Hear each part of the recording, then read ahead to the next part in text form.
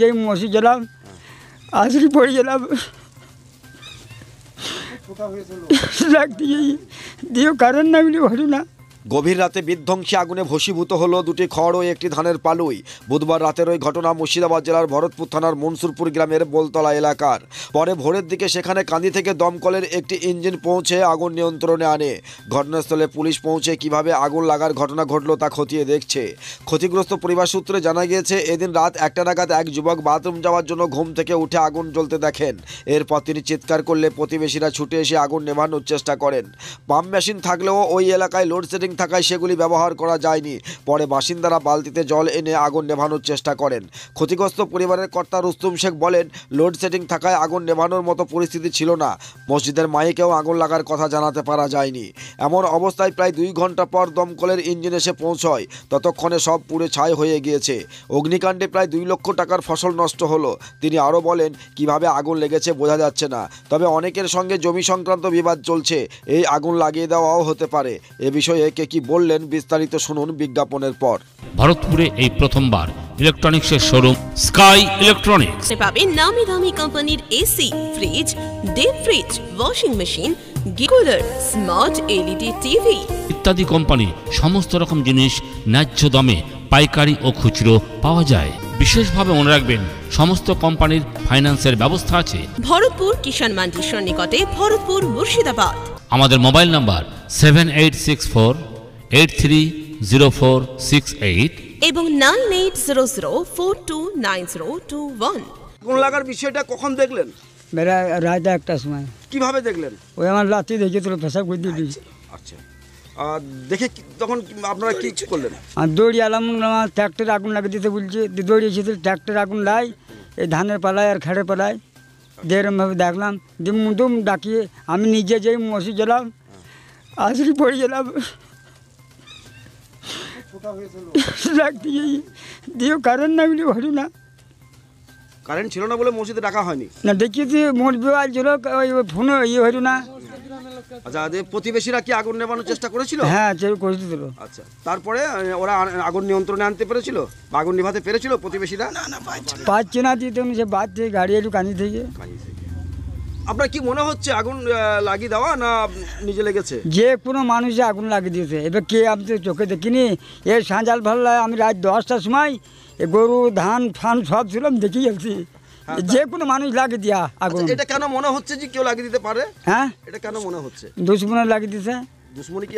এবার চোখে দেখিনি যে তাকে, আমি চোখে দেখি তাকে ধরি ওই ইয়াতে আগুনে ফেলে দিতাম। আপনি যে বলছেন যে আগুন কেউ লাগিয়ে দিতে পারে? হ্যাঁ পারে, মানে দিয়েছে, যে কোনো লোক মানুষ দিয়েছে। এটা মনে হওয়ার কারণটা কি? কোনো দুশ্মন বা পুরাতন কোনো বিবাদ? হ্যাঁ, শত্রু আছে।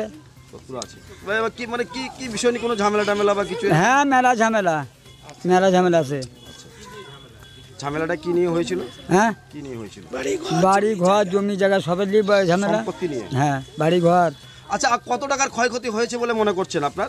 আমি ধরেন মূর্খ মানুষ, এখন ধরেন ওই তো বলছেন ওই গাছে, বেশ ওই গাছে ঠেকেছিল, ওই নিম গাছে ঠেকেছিল পালা। কত টাকার আপনার ক্ষয়ক্ষতি হয়েছে? কত টাকা? আমি বুঝতে পারি 2 লাখ টাকা হবে। ধান দিয়ে খেয়াল দিয়ে লাখ 2 টাকার ক্ষয়ক্ষতি হয়েছে। আর এই যে ধরেন ট্র্যাক্টর ছিল, ট্র্যাক্টর পুড়িয়ে যেত। আপনি কি চাইছেন এখন? আমি মনে কিছু যদি এক জায়গায় ব্যবস্থা করে দিতে পারেন আপনারা, সরকার সাহায্য। কি নাম আপনার? রুস্তুম শেখ, বাড়ি মুন্সিপুর। কিভাবে লাগলো বা কিভাবে খবর পেলেন? আগুনটা লাগলো রাত্রি 1টা নাগাদ। আমরা খবর পাই, ইনার মা আগুন লেগে গেছে, উঠো গো এইভাবে সব চিল্লাচিল্লি করে। সেই ক্ষেত্রে আমরা বাড়ি থেকে উঠে এসে দেখি এইখানে আগুন জ্বলছে দাও করে। দাওকে আগুন জ্বলার পর আমরা টাইনা যত যেভাবে পারলো পাড়া প্রতিবেশী সবাই মিলে হেল্প করলাম। করার পর আমরা আগুন নিয়ন্ত্রণে আনতে পারিনি। তারপরে ফায়ারকে ফোন করা হলো, ফায়ার এসে আগুন সকাল 5:30 অবধি আগুন তারপরে নেভার ব্যবস্থা হলো। আচ্ছা, আপনারা কতক্ষণ চেষ্টা করেছিলেন আগুন নেভানোর? আমরা মোটামুটি 4:30 পৌনে 5টা অবধি। ফায়ার ব্রিগেড কটার সময় এসেছিল? ওরা এসেছিল 3টে থেকে। ভোর 3টে? হ্যাঁ।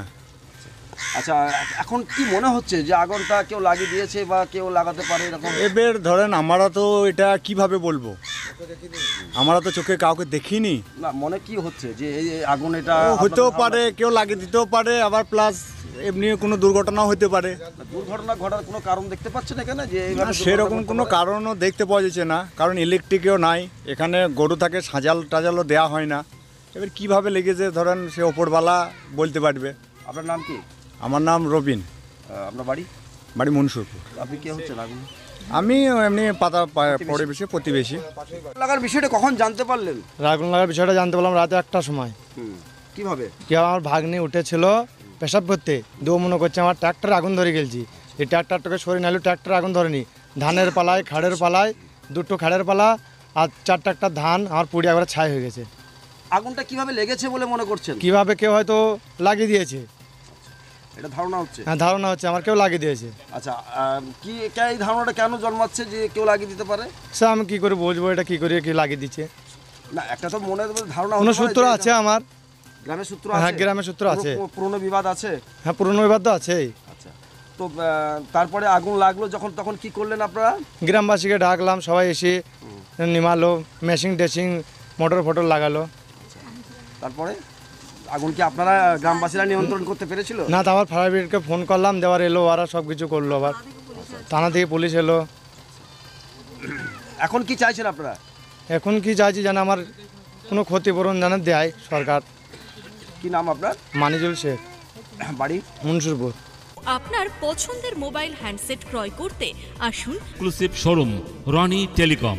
এখানে টিভিএস, বাজাজ ও স্যামসাং ফাইন্যান্সের মাধ্যমে Oppo, Vivo, Realme, MI, OnePlus, iPhone কিস্তিতে মোবাইল পাওয়া যায় এবং পুরনো মোবাইল এক্সচেঞ্জ করা হয়।